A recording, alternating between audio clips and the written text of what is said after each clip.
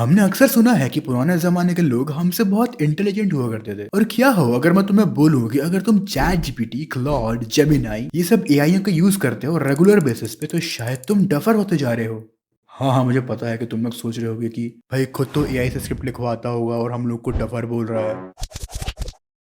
ठीक है, लेकिन थोड़ा सुनना, क्योंकि मैं ये नहीं कह रहा हूँ कि एआई का यूज करना प्रॉब्लम है। प्रॉब्लम कुछ और है। और उसको समझने के लिए एक छोटी सी चीज को नोटिस करना। आजकल हम एआई को सिर्फ एक असिस्टेंट की तरह यूज नहीं कर रहे हैं, हम उसको एज अ फ्रेंड की तरह यूज कर रहे हैं। कोई कॉम्प्लेक्स क्वेश्चन आ जाए तो परप्लेक्सिटी, कुछ समझ नहीं आ रहा तो चैट जीपीटी, कुछ लिखना है तो क्लॉड, और कुछ लोग तो अपनी पूरी इमोशनल लाइफ उसको सुना देते हैं। और सिंगल लोगों का तो क्या ही कहना। चैट जीपीटी, आज मुझे उसकी बहुत याद आ रही है। भाई, अगर इतनी डेडिकेशन से तूने उसको बोल दिया होता तो तुम आज सिंगल नहीं होते। जोक्स अपार्ट, वो एआई है, इंसान नहीं। वो तुम्हारी फीलिंग्स को अंडरस्टैंड करता हुआ फील हो रहा है, लेकिन इसका मतलब ये नहीं है कि वो वैसे ही इमोशंस एक्सपीरियंस कर रहा है जैसे तुम कर रहे हो। और यहीं से बात थोड़ी इंटरेस्टिंग हो जाती है। मैं इंस्टा स्क्रॉल कर रहा था और सडनली एक कोट मेरे सामने आया। पहली बार पढ़ा, समझ में नहीं आया, फिर दोबारा पढ़ा, फिर तीसरी बार, और लिटरली मैं बोला कि भाई ये क्या था। कोट था, AI is created so that the rich can think। एक बार कमेंट्स में बताओ कि तुमको क्या पहली बार ही पढ़ने में समझ आ गया, क्योंकि मुझे तो नहीं आया था। बताना ज़रूर। देखो, हम इंसानों ने आज तक बहुत ज़्यादा तरक्की कर ली है। सोचो, कहाँ हम गुफाओं में रहते थे और आज हमारे पास एक ऐसी स्क्रीन है जिसके अंदर दुनिया की सारी इंफॉर्मेशन है। फिर हम धीरे धीरे आगे बढ़े, टूल्स बनाए, मशीन्स बनाई, इंडस्ट्रियलाइजेशन हुआ। फिर किसी ने सोचा, अच्छा ये चीज़ एक्चुअली बनी किससे है। फिर किसी ने एटम्स खोज दिया, electron, proton, quantum physics, computer, internet, और आज तुम्हारे हाथ में एक फ़ोन है। हमको गुफाओं से यहाँ तक आने में हज़ारों साल लगे, लेकिन हम आए। अब एक क्वेश्चन, मान लो तुम किसी रीज़न से हज़ारों साल पीछे चले गए, बिल्कुल पास्ट में, और तुम्हें बोला जाता है कि भाई मॉडर्न दुनिया दोबारा बना। क्या तुम बना पाओगे? अगर आप एक साइंटिस्ट हो और मेरी वीडियो को देख रहे हो तो शायद आप कुछ कर लोगे उस टाइम पे। लेकिन अगर तुम मेरी तरह एक नॉर्मल स्टूडेंट हो तो मान लो अगर तुम्हें किसी ने क्रूड ऑयल दे दिया और बोला कि भाई इससे प्लास्टिक बना, तुम बना लोगे? मुझे पता है तुम चैट जीपीटी करने आ रहे हो। ठीक है, सुनो। पता है कांच कैसे बनता है? रेत से, मिट्टी से बनता है कांच। और तुम्हारी बॉडी अरबों खरबों साल पुरानी है।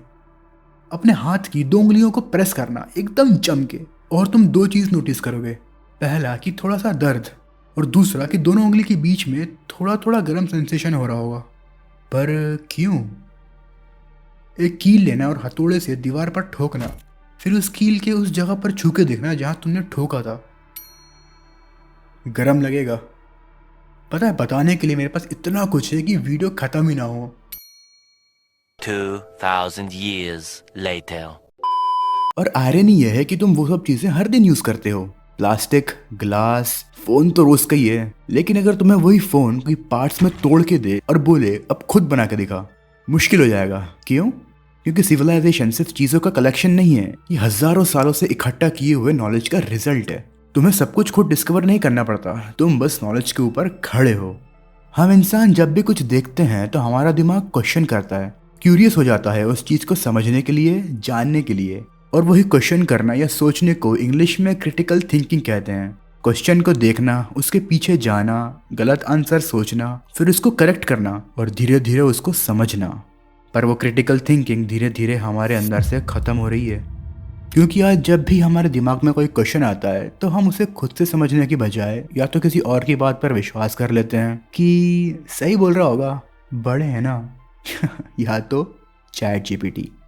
गूगल इसलिए नहीं बोल रहा हूँ क्योंकि वहाँ पर तुम्हें ढूंढना पड़ता है, मेहनत करनी पड़ती है, आर्टिकल्स सर्च करने पड़ते हैं। पर एआई चैटबॉट्स में एक क्लिक में आंसर तुरंत तुम्हारे सामने।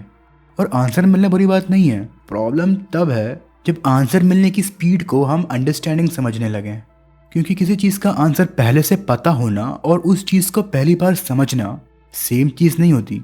तुम एआई से पूछ सकते हो कि व्हाई डज दिस हैपन, और वो तुम्हें 5 सेकंड में पूरा एक्सप्लेनेशन दे देगा। लेकिन अगर तुमने खुद उसके बारे में 1 सेकंड भी नहीं सोचा, कोई गेस भी नहीं किया, कोई गलती नहीं की, तो तुमने इन्फॉर्मेशन तो ली, पर क्या तुमने थिंकिंग की? अब वापस आता हूँ उस कोट पे, AI is created so that the rich can think। पहले मुझे लगा था कि ये क्या बकवास है, लेकिन फिर मैंने थोड़ा सोचा, और शायद रिच का मतलब यहाँ सिर्फ पैसा नहीं है, मे बी वो आइडिया है। जिनके पास already knowledge, resources, education, time ये सब है, उनके लिए AI एक अच्छा हेल्पर बन सकता है।